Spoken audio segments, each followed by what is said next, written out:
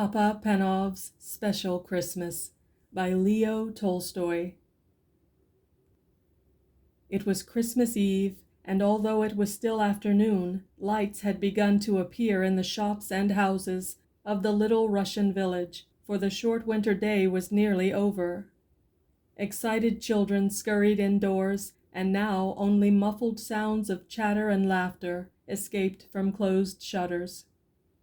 Old Papa Panov, the village shoemaker, stepped outside his shop to take one last look around.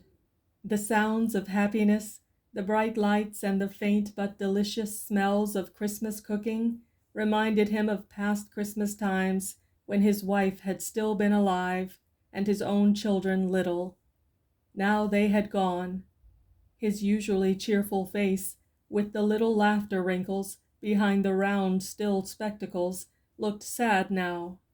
But he went back indoors with a firm step, put up the shutters, and set a pot of coffee to heat on the charcoal stove. Then, with a sigh, he settled in his big armchair.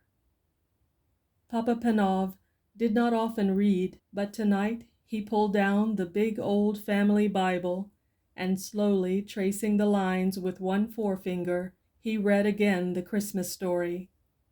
He read how Mary and Joseph, tired by their journey to Bethlehem, found no room for them at the inn, that Mary's little baby was born in the cowshed.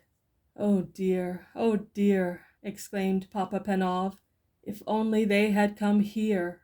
I would have given them my bed, and I could have covered the baby with my patchwork quilt to keep him warm. He read on about the wise men who had come to see the baby Jesus, bringing him splendid gifts. Papa Panov's face fell. I have no gift I could give him, he thought sadly. Then his face brightened. He put down the Bible, got up and stretched his long arms to the shelf high up in his little room. He took down a small dusty box and opened it. Inside was a perfect pair of tiny leather shoes. Papa Panov smiled with satisfaction. Yes, they were as good as he had remembered, the best shoes he had ever made. I should give him those, he decided, as he gently put them away and sat down again. He was feeling tired now, and the further he read, the sleepier he became. The print began to dance before his eyes, so that he closed them just for a minute.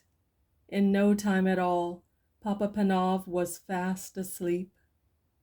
And as he slept, he dreamed. He dreamed that someone was in his room, and he knew at once, as one does in dreams, who the person was. It was Jesus. You have been wishing that you could see me, Papa Panov, he said kindly. Then look for me tomorrow.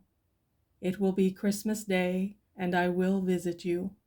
But look carefully, for I shall not tell you who I am. When at last Papa Panov awoke, the bells were ringing out, and a thin light was filtering through the shutters. Bless my soul, said Papa Panov, it's Christmas Day. He stood up and stretched himself, for he was rather stiff. Then his face filled with happiness as he remembered his dream. This would be a very special Christmas after all, for Jesus was coming to visit him. How would he look? Would he be a little baby, as at that first Christmas? Would he be a grown man, a carpenter, or the great king that he is, God's Son? He must watch carefully the whole day through, so that he recognized him however he came. Papa Panov put on a special pot of coffee for his Christmas breakfast, took down the shutters, and looked out of the window. The street was deserted. No one was stirring yet, no one except the road sweeper. He looked as miserable and dirty as ever, and as well he might. Whoever wanted to work on Christmas Day, and in the raw cold and bitter freezing mist of such a morning? Papa Panov opened the shop door, letting in a thin stream of cold air. "Come in!" he shouted across the street cheerily. "Come in and have some hot coffee to keep out the cold." The sweeper looked up, scarcely able to believe his ears. He was only too glad to put down his broom and come into the warm room. His old clothes steamed gently in the heat of the stove, and he clasped both red hands round the comforting, warm mug as he drank. Papa Panov watched him with satisfaction, but every now and then his eyes strayed to the window. It would never do to miss his special visitor. "Expecting someone?" the sweeper asked at last. So Papa Panov told him about his dream. "Well, I hope he comes," the sweeper said. "You've given me a bit of Christmas cheer I never expected to have. I'd say you deserve to have your dream come true." And he actually smiled. When he had gone, Papa Panov put on cabbage soup for his dinner, then went to the door again, scanning the street. He saw no one, but he was mistaken. Someone was coming.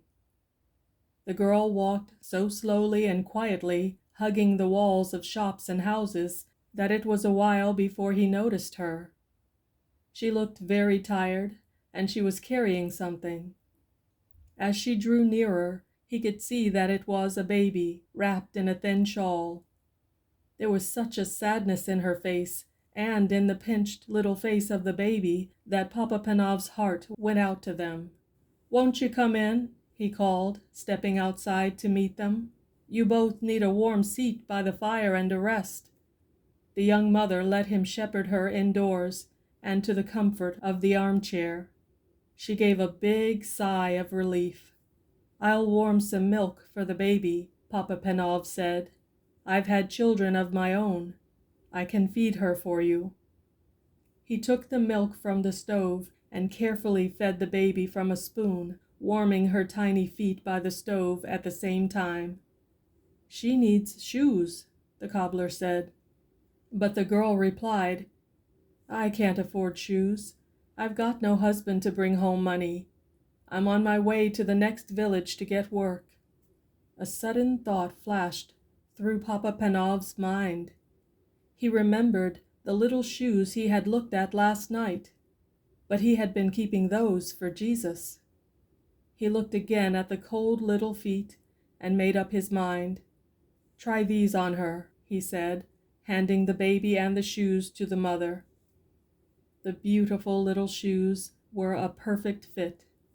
The girl smiled happily, and the baby gurgled with pleasure.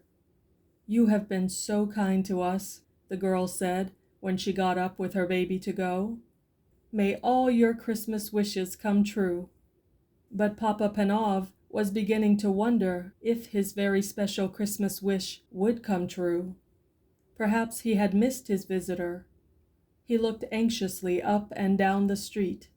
There were plenty of people about, but they were all faces that he recognized. They were neighbors going to call on their families. They nodded and smiled and wished him Happy Christmas, or beggars, and Papa Panov hurried indoors to fetch them hot soup and a generous hunk of bread, hurrying out again in case he missed the important stranger. All too soon the winter dusk fell. When Papa Panov next went to the door and strained his eyes, he could no longer make out the passers-by.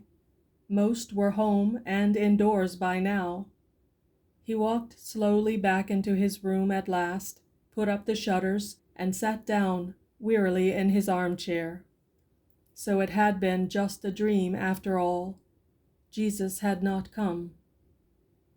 Then, all at once, he knew that he was no longer alone in the room.